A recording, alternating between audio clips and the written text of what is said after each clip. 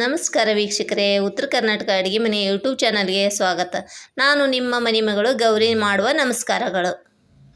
ಇವಾಗ ಚಟ್ನಿ ಮಾಡ್ಕೋತೀನಿ ನೋಡ್ರಿ.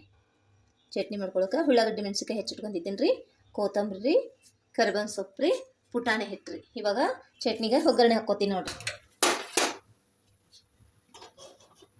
ಇದಕ್ಕೇನು ಭಾಳ ಬೆಟಗೇರಿ ಚಟ್ನಿ ಅಂತೀವಿ ನಾವು ಈ ಕಡೆ ಗದಗಿನ ಸೈಡು. ಬೆಟಗೇರಿ ಚಟ್ನಿ ಮಾಡ್ಲಿಕ್ಕೇನು ಭಾಳ ಸಾಮಾನು ಬೇಕಾಗಲ್ಲ ರೀ. ಎಣ್ಣೆ ಹಾಕ್ಕೋತಿದ್ದೀನಿ ರೀ.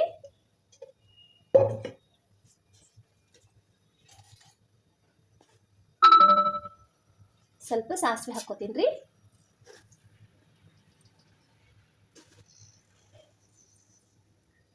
ಸ್ವಲ್ಪ ಜೀರಿಗೆ ಹಾಕ್ಕೋತೀನಿ ರೀ. ಜೀರಿಗೆ ಜಾಸ್ತಿ ಬಳಸ್ತೀವಿ ರೀ ನಾವು. ಡೈಜೆಷನ್ ಶಕ್ತಿ ಜಾಸ್ತಿ ಇರ್ತೈತೆ ರೀ ಜೀರಿಗೆಗೆ. ಮೇಲತ್ತು ತಂಪು ಆಗ್ತದೆ ರೀ. ಜೀರಿಗೆ ಹಾಕ್ಕೋತೀನಿ ರೀ.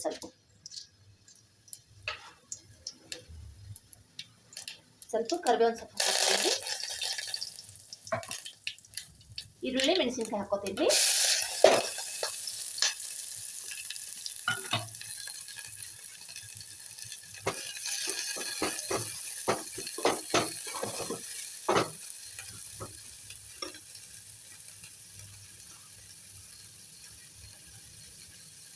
ಒಂದು ಅರ್ಧ ಸ್ಪೂನ್ ಅರಿಶಿನ ಪುಡಿ ಹಾಕ್ಕೊತಿದ್ದೀನಿ ರೀ. ರುಚಿ ತಕ್ಕಷ್ಟು ಉಪ್ಪು ಹಾಕ್ಕೊತಿದ್ದೀನಿ ರೀ. ಇದಕ್ಕೇನು ಬೆಟಗೇರಿ ಚಟ್ನಿಗೆ ಹುಣಸೆ ಹಣ್ಣು ಬೇಡ್ರಿ, ಟಮಾಟೆ ಹಣ್ಣು ಬೇಡ್ರಿ.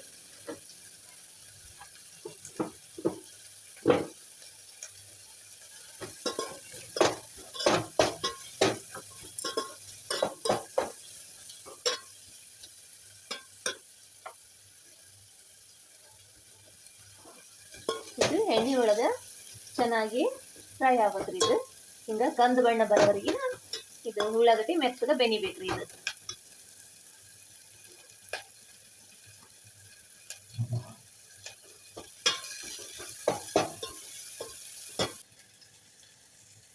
ನೀರೊಳಗೆ ಹಿಟ್ಟು ಕಲಸಕೋಬೇಕ್ರಿ.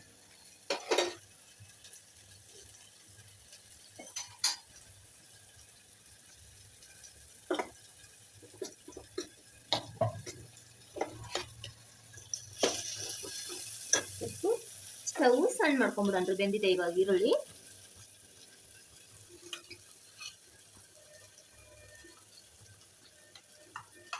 ಇಟ್ಟು ನೀರಲ್ಲಿ ಹಾಕಿ ಕಾಸ್ಕೊಂಡಿದ್ದೀನಿ ರೀ, ಕಲಸ್ಕೊಂಡಿದ್ದೀನಿ ರೀ. ಇವಾಗ ಹಾಕ್ತೀನಿ.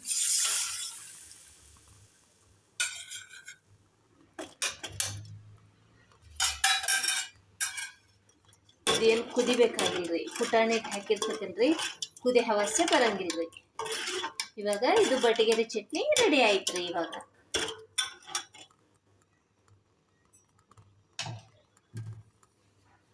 ಮೇಲೆ ಕೊತ್ತಂಬರಿ ಸೊಪ್ಪು ಹಾಕ್ತಾ ಇದ್ದೀನಿ ರೀ. ಇವಾಗ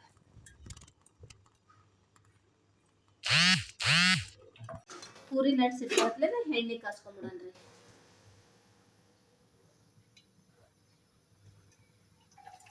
ಈ ಟೈಪು ಹುಳಿ ಮಾಡಿಟ್ಕೊಂಡು ಲಟ್ಟಿಸ್ಕೊಂಡಿದ್ದೀನಿ ನೋಡ್ರಿ. ಇವಾಗ